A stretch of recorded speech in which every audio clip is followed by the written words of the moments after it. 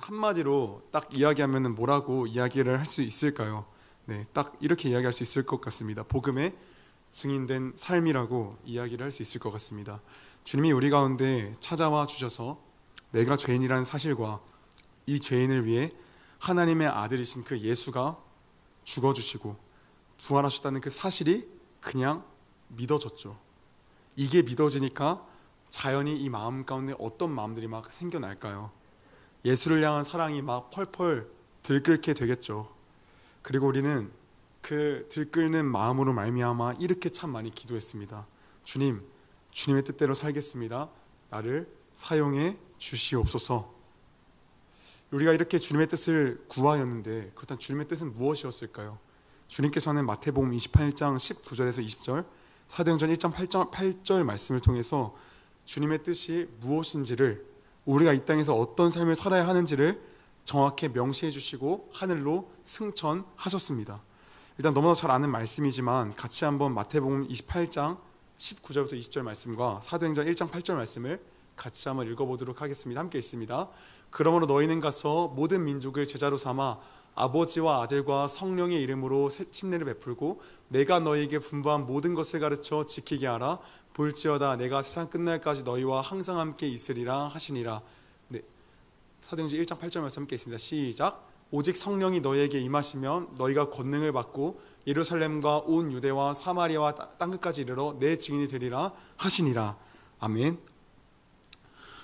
나를 구원해 주신 사랑하는 그 주님이 복음의 증인으로 살라고 이렇게 강력하게 명하셨으니까 그리스도인이라면 사실 누구나 할 것 없이 복음의 증인의 삶을 살 수밖에 없습니다. 증인이 되어 예수를 증언하는 일은 우리가 부르심을 받은 유일한 목적이자 사명입니다. 증인이 되는 것은 우리가 해야 할 여러 가지 일 중에 하나가 결코 아니에요. 우리가 존재하는 유일한 이유, 그리스도를 위해, 그리스도를 대신해 증언하는 겁니다. 그리스도인은 증언함으로써 존재합니다. 만약 증언하지 않는 그리스도인이 있다면 그것은 거짓말입니다. 말이 안 되는 겁니다. 그런데 너무나도 큰 문제가 있습니다. 그게 뭐냐면 우리가 말이 안 되게 산다라는 거죠. 증인의 삶을 포기해 버렸다라는 겁니다. 한국교회 수많은 성도들 가운데 복음의 증인된 삶을 살기 위해 노력하는 이가 얼마나 있을까요? 거의 없습니다. 대다수의 성도들이 복음 전하는 일은 예수를 정말 열심히 믿는, 극단적으로 믿는 그런 사람들만 하는 것이라 치부하고, 아니면 전도의 은사가 있는 사람들만 하는 것이라 여기면서 단순히 예배 생활, 종교 생활하는 것에만 만족하고 있다라는 것입니다. 이러한 한국교회의 모습은 마치 정체성을 잃어버린 듯한 모습으로 보여집니다. 여러분, 그렇다면 왜 한국교회는 예수 그리스도의 그 증인의 삶을 포기해버린 걸까요? 왜 포기해버린 걸까요?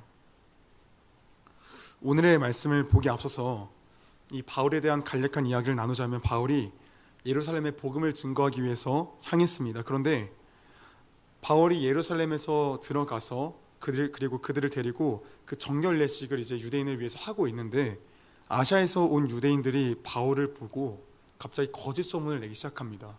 저 바울이 이방 사람을 데리고 유대인만 들어갈 수 있는 그 거룩한 성전 안까지 침범했다라고 거짓 증언하고 거짓 고발해서 그를 죽이려 한 겁니다. 이를 본 천부장이 병사들을 동원해서 간신히 바울을 그들 가운데서 끌어내어 그의 목숨이 이제 건져졌습니다. 그런데 이로 인해서 바울의 고생길이 시작되었습니다. 바울이 로마 시민임을 알고 고문하며 신문할 수 없게 되자 이 천부장은 사건의 진상을 파악하고자 유대 사람을 모아서 의회를 열어 바울로 하여금 그들과 디베이팅을 하게 하였습니다. 그런데 결론이 안 났죠. 결론이 안 나는 진흙탕 싸움이었죠. 그래서 바울은 다시금 차리찬 감옥에 들어가게 되었습니다. 참, 바울이 그런 어떤 감옥 안에 있는 그 바울의 모습은 마치 바람 앞에 촛불과도 같은 그런 모습이었습니다. 그런데 엎친 데 덮친 격, 바울을 죽이기 전에는 먹지도 마시지도 않겠다는 그런 40명의 결세대가 생긴 겁니다. 이들은 치밀한 계획으로 바울을 죽이려 했습니다. 다행히 이 이야기가 바울의 귀에 들어가게 되었고 이 위협을 피하기 위해 천부장에게 부탁하여서 수많은 호위 병사와 함께 밤중에 벨릭스 총독에게로 가게 됩니다. 벨릭스 총독에게 가니 대제사장과 장로들과 더둘로라는 변호사가 총독에게 찾아와서 다시금 또 바울을 고소하고 고발했습니다. 바울은 다시금 재차 자신을 변호하였고 벨릭스 총독은 어떠한 결론도 내리지 않았습니다. 그렇게 바울은 베스도라는 총독이 부임하기까지 2년의 시간 동안 감옥에서 썩게 되었죠. 2년이라는 시간이 지났으면 이제 좀 유대인들이 잠잠해져야 할 텐데 전혀 그렇지 않았습니다. 유대인들은 여전히 바울을 죽이는 데 혈안이었고 계속해서 바울을 고발했습니다. 바울은 베스도 총독에게도 무죄를 입증했고 아그리빠 왕과 버니게 앞에서도 자신의 무죄함을 입증했습니다. 그런데 바울이 아그리빠 왕과 버니게 앞에서 자신의 무죄함을 입증하며 말할 때 좀 이상한 말 하나가 섞여 있는 것을 우리가 발견할 수 있습니다. 오늘 사도행전 26장 21절부터 22절 말씀을 같이 한번 함께 읽어보도록 하겠습니다. 함께 읽습니다. 시작. 유대인들이 성전에서 나를 잡아 죽이고자 하였으나 하나님의 도우심을 받아 내가 오늘까지 서서 높고 낮은 사람 앞에서 증언하는 것은 선지자들과 모세가 반드시 되리라고 말한 것밖에 없으니 아멘. 지금 이 말씀을 보면은 여기까지는 딱 이해가 돼요. 그러니까 유대인들이 성전에서 나를 잡아 죽이고자 했다. 근데 하나님의 도우심을 받아 내가 살게 되었다. 여기까지는 딱 이해가 됩니다. 그렇죠? 맥락상 이상한 게 없습니다. 그런데 그가 도우심을 받았다는 그 내용에 대해서 그가 도우심을 받아서 내가 어떻게 되었다라는 그 결론 부분에 대한 내용이 굉장히 납득이 좀 어려운 말씀입니다. 지금 바울이 도우심을 받아서 지금 무엇을 했다라고 지금 이야기를 하고 있죠. 22절부터 23절까지 말씀을 또 한번 같이 읽어보도록 하겠습니다. 같이 한번 읽습니다. 시작. 하나님의 도우심을 받아 내가 오늘까지 서서 높고 낮은 사람 앞에서 증언하는 것은 선지자들과 모세가 반드시 되리라고 말한 것밖에 없으니 곧 그리스도가 고난을 받으실 것과 죽은 자 가운데서 먼저 다시 살아나사 이스라엘과 이방인들에게 빛을 전하시리라 함이니이다 하니라. 아멘. 이 말씀 잠깐만 띄워놔 주시면 감사하겠습니다. 지금 바울이 하나님의 도우심을 받았습니다. 어떤 위험으로부터요? 유대인들이 자신을 죽이려는 그 위험으로부터요. 그런데 바울이 하나님의 도우심을 받아서 그가 이후에 한 일이 무엇입니까? 그러니까 하나님의 도우심을 받아서 내가 원래는 못하게 되었는데 하나님의 도우심을 말미암아 내가 이것을 하게 되었다라고 말하는 이 부분이 뭐냐는 말입니다. 그게 뭐죠? 지금 바울은 내가 하나님이 나를 도우셨기 때문에 하나님이 나를 도우셔서 복음을 전할 수 있게 되었다라고 지금 이야기를 하고 있는 것입니다. 여러분, 이건 굉장히 당혹스러운 말입니다. 제가 감히 짐작하건대 베스도가 이 말을 듣고 이렇게 말했던 것 같습니다. 네가 진짜 미쳤구나. 너의 지식이 너를 미치게 하였구나라고 그렇게 해서 이야기를 한 것 같습니다. 생각해 볼게요. 우리들에게 있어서 도우심이란 무엇이죠? 내가 어려움에 처했습니다. 내가 뭔가 돈이 궁해요. 근데 하나님께서 나를 도우셔서 이 돈을 채워주셨기 때문에 내가 살게 되었다. 혹은 내가 이런 아픔과 어려움이 있었는데 하나님께 나를 도와줘서 내가 치료가 되었다. 어떤 돈이 뭔가 많아지고 내 몸이 좀 치료가 되어지고 내가 뭔가 뭔가 성적이 좀 높아지고 이런 어떤 여러 가지 것들이 우리들에게 있어서 도우심인데 지금 바울은 뭘 이야기하고 있다고요? 바울의 도우심은 지금 내가 하나님께 나를 도우셔서 복음을 못 전할 것 같다가 복음을 전할 수 있게 되었다라고 이야기를 하고 있는 겁니다. 이러한 바울의 모습이 우리들의 모습과는 참 많이 다른 것 같습니다.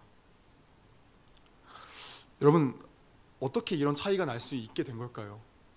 어떻게 이런 차이가 나는 걸까요? 바울은 복음 전하는 것을 할 수 있기 때문에 하나님의 도우심이라고 감사를 외치고 반면에 그 반대에 있어서 오늘날의 성도들은 내가 뭔가 어려움이 있고 나의 유익을 위해서 이젠 채워줬다. 하나님이 도우셨다.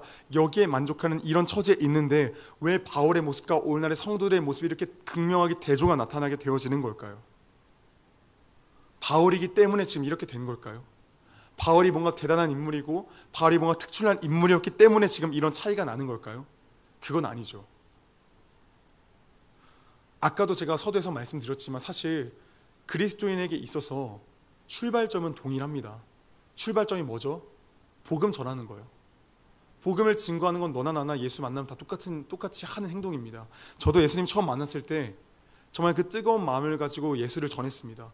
학교를 가면 애들한테, 저랑 친한 친구들 애들한테 맨날 운동을 가면서도 맨날 말했던 게 너 교회 다녀라, 예수 믿어야 된다, 이 말 했었고, 가족에게도 제가 예수를 전하기 위해서 평소에 살갑지 않게 했던 행동들을 전부 다 살갑게 하면서 누나들이 저한테 그렇게 그때 말했어요. 밥 먹으면서 너 왜 그렇게 변했냐, 너 뭐 때문에 이렇게 변했냐라고 할 정도로 정말 예수를 전하고 싶어서 가족에게 대한 어떤 태도도 참 많이 바뀌었었습니다. 출발선은 너나 바울이나 다 동일해요. 출발선 똑같이 다 여기서 예수를 증거하는 증인의 삶에서 시작을 해요. 그런데 문제가 뭐냐면 가는 방향성이 삐뚤어진 것 같다라는 말입니다. 무엇이 바울과 우리의 차이를 만들게 된 걸까요? 무엇이 지금 길의 방향성을 완전히 틀어버린 걸까요? 여러분, 우리가 증인의 삶을 살 때에, 우리가 예수 그리스도의 복음을 전할 때에 이것을 가장 싫어하는 이가 누구일까요? 사단이겠죠. 그렇죠? 사단일 겁니다.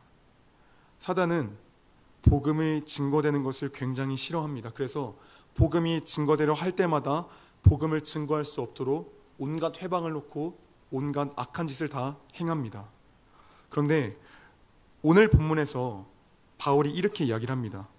21절 말씀에서 유대인들이 성전에서 나를 잡아 죽이고자 하였으나 라고 지금 기록이 되어져 있어요.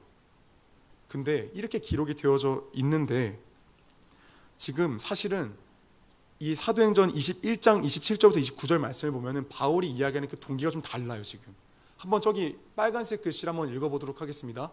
같이 함께 있습니다. 시작. 이는 그들이 전에 에베소 사람 드로비모가 바울과 함께 시내에 있음을 보고 바울이 그를 성전에 데리고 들어간 줄로 생각함이러라. 아멘. 지금 유대인들이 바울을 죽이려는 그 동기는 지금 뭐라고 이야기를 하냐면은 저 바울이 이방인을 데리고 성전에 들어가려 했다. 그러니까 저 사람이 율법을 어겼다라는 그런 명목입니다. 그런 죄목입니다. 근데 바울은 뭐라고 했다고요? 다시 한번 26장 20절부터 21절 말씀 좀 보여주시겠어요? 바울이 이야기하는 동기는 다른 겁니다. 제가 빨간색 표를 다시 잘못했는데 저 밑에 안 된 흰색 글씨만 한번 읽어볼게요. 함께 읽습니다. 시작. 유대인들이 성전에서 나를 잡아 죽이고자 하였으나, 이 동기를 지금 위에서 좀 이렇게 말하고 있는 거예요. 먼저 담의 색깔을 쓰면 성사람과 유대 온 땅과 회개 합당한 일을 하라 전함으로, 이게 뭐냐면 예수를 증거하는 일을 말하는 겁니다. 성경이 잘못 기록된 걸까요? 바울은 지금 저들이 나를 죽인 이유는 내가 예수를 증거했기 때문이다. 그런데 유대인들이 말하는 입장은 저 사람이 우리 율법을 범했기 때문이다. 성경이 잘못 기록하고 있는 걸까요? 그게 아니죠. 이 유대인들은 겉모습은 그 이유입니다. 그런데 그 속사람은 뭐냐면 그 예수의 복음이 증거되는 게 너무 짜증나는 겁니다. 너무 싫은 겁니다. 그래서 사단이가 그들을 사용해서 바울로 하여금 복음을 전할 수 없도록 방해하고 회방하고 있는 것이었습니다. 사랑하는 여러분, 우리가 복음을 전하려 할 때마다 사단은 마찬가지로 오늘날에도 복음 전하려 할 때마다 회방하고 방해하고 장난을 칩니다.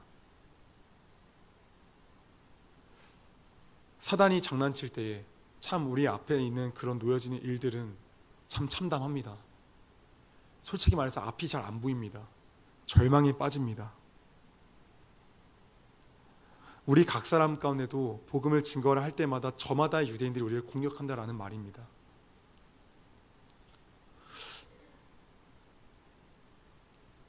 한번 생각해 보면 좋겠습니다. 우리가 복음을 증거하려 할 때에, 우리가 누군가에게 복음을 증거하려 할 때에 갑자기 어떤 문제들이 참 많이 생기지 않았습니까? 뭐 단적인 예로 들면 우리가 더 행복 캠프랑 더 행복 교실할 때 얼마나 많은 사단의 그런 방해와 회방이 있었습니까? 근데 그런 사단의 회방과 방해들은 우리를 하여금 절망하게 합니다. 우리를 낙심하게 합니다. 눈앞을 깜깜하게 만듭니다. 그렇게 우리를 절망하게 만듭니다. 여러분, 우리가 복음 전하는 그 증인의 삶을 멈췄던 이유가 바로 여기에 있습니다. 하나님께서는 각 사람 가운데 견딜 만한 고난을 허락하십니다. 그렇죠? 바울에게도 바울이 견딜 만한 그런 고난 허락하셨고, 우리에게도 우리 각 사람이 견딜 만한 개개인의 고난 허락하셨습니다. 만약에 바울에게 허락하신 그 고난 우리에게 허락하신다면 우리는 못 버티겠죠. 그런데 바울은 하나님께서 보시기에 이걸 견딜만 하니까 바울에게 그 견딜 만한 고난 허락하셨고, 우리 각 사람에게는 하나님께서 우리를 보시기에 우리가 견딜 만한 그런 고난을 허락하십니다. 그런데 그때에 우리가 하나님을 붙들고 견딥니까? 아니면 그냥 다 놓아버립니까? 이 차이입니다. 바울과 우리도 시작점은 동일했습니다. 시작점은 똑같이 여기였습니다. 그런데 이게 갈라져서 완전히 정반대 방향으로 가는 이유가 뭐냐면은, 고난 가운데, 절망 가운데, 좌절 가운데 하나님을 끝까지 물고 늘어뜨렸느냐, 아니면 그냥 절망하고 낙심하면서 그냥 다 쓸려 내려갔는가, 이 차이입니다.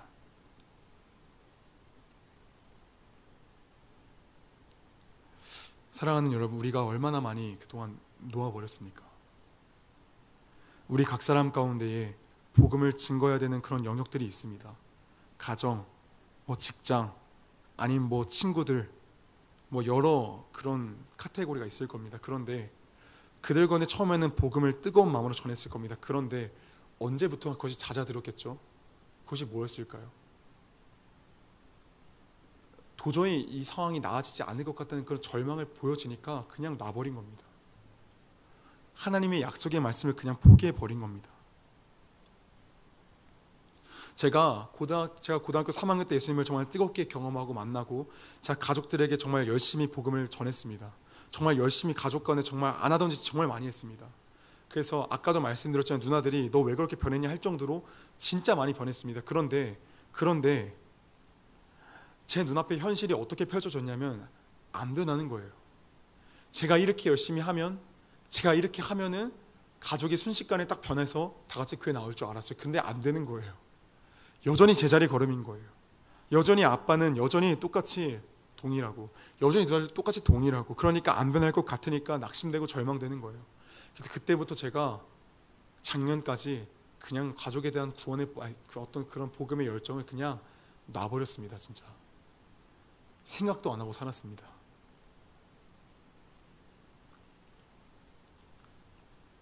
하나님께서 견딜 만한 시련과 견딜 만한 고난을 허락하시는데 그것들은 기억하지 아니하고 그냥 눈에 보여지는 상황들 앞에서 절망하고 낙담하며 그냥 다 놔버렸습니다.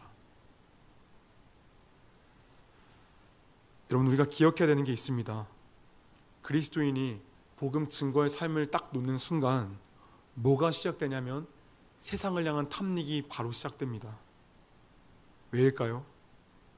십자가가 무엇입니까? 십자가라는 것은 나를 희생하여 남을 섬기는, 너를 살리는, 당신을 살리는 그런 희생적인 이타적인 삶 아니잖아요. 이타적인 삶이잖아요. 그런데 세상은 뭡니까? 네 떡은 네가 먹으라, 내 떡은 내가 먹는다, 너에겐 관심 없다, 나만 잘 살면 된다, 이주의잖아요. 그러니까 복음 증거, 너를 살리겠다, 나를 희생하여 너를 살리겠다는 십자가의 삶을 그 놓는 순간, 복음 증거의 삶을 딱 놓는 순간 세상을 향한 탐닉은 이미 시작된 겁니다. 만약에 우리 삶 가운데에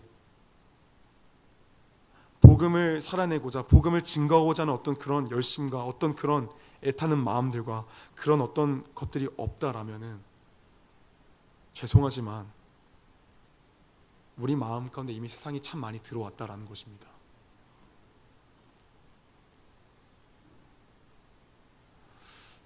사랑하는 여러분, 오늘 바울 사도가 우리에게 말해주는 바가 무엇이냐면, 바울도 인간이었기에 안 지쳤겠습니까? 안 힘들었겠습니까? 바울도 지쳤겠죠. 바울도 복음 전하면서 내가 이렇게까지 해야 되는 건가? 나의 삶은 어떻게 되는 건가? 난 이렇게 감옥 속에서 그냥 살다 죽어야 되는 건가? 라는 그런 마음의 조바심과 어떤 힘듦과 어떤 그런 여러 마음들이 있었겠죠. 그런데 그가 끝까지 하나님을 붙들고 의지하니까 하나님께서 어떤 은혜를 주실까요? 사도행전 23장 11절 말씀을 함께 읽어보도록 하겠습니다. 함께 있습니다. 시작. 그날 밤에 주께서 바울 곁에 서서 이르시되 담대하라 내가 예루살렘에서 나의 일을 증언한 것 같이 로마에서도 증언하여야 하리라 하시니라. 아멘. 이 말씀을 잠깐 띄워주시면은 왜 하나님께서 바울에게 담대하라라고 말씀하셨을까요? 바울이 두려워했으니까요. 아, 로마까지 가는 거 안 되는 건가? 나 이대로 주저앉는 건가? 어떤 그런 복음에 대한 어떤 열정들과 어떤 그런 것들이 바울도 인간이었기 때문에 두려웠고 낙담되었다라는 겁니다. 그런데 바울이 끝까지 하나님을 의지하고 하나님을 붙드니까 하나님께서 어떻게 하십니까? 그런 가장 필요한 순간에 나타나셔서 바울에게 말씀하고 계시는 겁니다. 사랑하는 여러분, 복음을 증거하는 그 일 가운데 낙담되고 절망되는 일이 있으십니까? 포기하지 마십시오. 끝까지 예수를 붙잡으십시오. 그 예수를 붙잡고 끝까지 견디고 버티면 우리 주님께서 반드시 말씀으로 위로해 주시고 승리하게 하십니다. 반드시 기억하고 기억해야 되는 게 무엇이면 하나님은 각 사람 가운데 그 사람에게 견딜 만큼의 고난만을 허락하십니다. 각 사람 가운데 견디지 못할 고난을 허락하지 아니하십니다. 아까도 말씀드렸지만 바울의 고난 우리에게 허락하시면 우리 못 견딥니다. 하나님은 우리 각 사람에게 제각기 맞는 고난을 허락하셨습니다. 하나님께서 허락하신 그것들을 우리는 예수님 붙잡고 견디고 승리할 수 있습니다. 견디고 견디면 사랑하는 여러분, 하나님이 도우십니다. 말씀을 붙들고 날마다 엎드려 하나님께 은혜를 구하면 말씀을 통해 하나님께서 위로를 주시고 은혜를 베풀어 주십니다. 사랑하는 여러분, 어제도 목사님 말씀해 주셨지만 이것이 문턱을 넘는 과정인 것 같습니다. 복음을 증거하는 데 있어서 날마다 사단이 도전하고 또 해방합니다. 근데 그때에 보여지는 현실은 좌절되고 낙담되고 절대로 가능성이 없어 보이지만 이 턱을 하나님 붙잡고 넘어서면 십자가가 보입니다. 예수가 보여집니다. 사랑하는 여러분, 하나님 어떠한 분이십니까? 하나님은 우리를 고랑탕에 빠뜨리는 분이 아니십니다. 하나님은 우리를 사랑하시는 분이십니다. 당신을 사랑하시는 그런 좋으신 하나님이십니다. 제가 최근에 한 선교사님이 제가 자주 이해하는 케냐 선교사님 있잖아요. 그 블로그에 글을 항상 써올리셔가지고 제가 거기 자주 보는데 최근에 이런 글을 쓴 거를 좀 봤습니다. 제가 참 이게 감동되어져서 이걸 좀 같이 한번 읽고 좀 말씀을 마치려고 합니다. 주를 위한 우리의 수고는 헛되지 않습니다. 절대로 헛되지 않습니다. 그러나 주를 위해 수고를 해도 여전히 가난할 수 있고 여전히 배고플 수 있습니다. 아픈 몸은 여전히 아플 수 있고 억울한 마음은 여전히 풀리지 않은 채로 살 수 있습니다. 주를 위해 모든 것을 던져 살아도 생활은 좀처럼 나아지지 않을 수 있으며 주를 따르느라 금이 간 관계는 여전히 깨어진 채로 남아있을 수 있습니다. 그럼에도 하나님의 말씀은 이렇게 말씀하십니다. 주를 위한 우리의 수고는 절대로 헛되지 않을 것이다. 주를 위해 수고한 이유가 주님이라면 고난 가운데 주님의 얼굴이 더욱 선명해졌고 어려움 가운데 주님의 손은 더욱 가까이 만져졌으며 환난 가운데 주님과 동행함은 더욱 친밀했기에 주님을 위한 우리의 수고를 통해 우리 삶에 남는 것은 주님입니다. 그러므로 우리의 수고는 결코 헛되지 않습니다. 아멘. 사랑하는 여러분, 복음을 증거하는 데 있어서 주저앉고 절망 가운데 놓일 수 있습니다. 그러나 다시 일어나 승리했으면 좋겠습니다. 하나님이 도우십니다. 말씀 붙잡고 기도하고 끝까지 붙잡으면 하나님이 승리하게 하십니다. 사단이가 계속해서 도전하고 회방할 때 우리가 해야 되는 것이 무엇입니까? 유라글로 같은 광풍이 불 때, 그런 망망대 같은데 절망이 불 때 그때 우리가 무엇을 해야 됩니까? 하나님을 더욱더 의지해야 됩니다. 낙심하는 것이 아니라 하나님의 말씀을 더욱더 붙들고 나아가야 됩니다. 사랑하는 성도님들, 그럴 때 우리가 그 예수를 붙잡아 나아갈 때에 그 예수님과 더욱더 가까워지는 그런 영적인 복을 누릴 줄로 믿습니다. 우리가 끝까지 복음 증거하는 삶을 포기하지 아니하기를 원합니다. 예수님 의지하고 예수님 붙들며 주님께서 도와주십니다. 분명히 도와주십니다. 그때까지 참고 견디며 인내하는 우리 모든 중고등부 지체되기를 예수님의 이름으로 축복합니다.